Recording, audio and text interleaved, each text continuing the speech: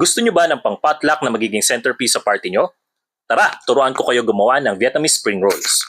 Gagawa tayo ng dalawang sauce para mas ma-impress ang mga kapamilya mo. Kailangan mo ng peanut butter, water, brown sugar, soy sauce, sesame oil, at apple cider vinegar. Tapos haluin natin maigi lahat. I-comment nyo kung gusto nyo gumawa rin ako ng homemade peanut butter ha. Ayan, ito na yung unang sauce. Yung second sauce, kailangan nyo ng water, brown sugar, sesame oil, lemon, chili flakes, at garlic. Mas sumasarap ito kapag mas matagal nababad yung garlic, kaya gawin nyo ito at least 2 hours in advance. Ngayon, ihanda na natin yung spring rolls. Una, basain yung rice paper. Huwag nyo gayahin na malambot na bago ilatag kasi masisira kagad yung rice paper. Dapat pagkabasa, latag agad. Ilagay ang lettuce dito, boiled shrimp, boiled chicken, mint leaves, arugula, at cilantro. Tapos i-roll ng ganito.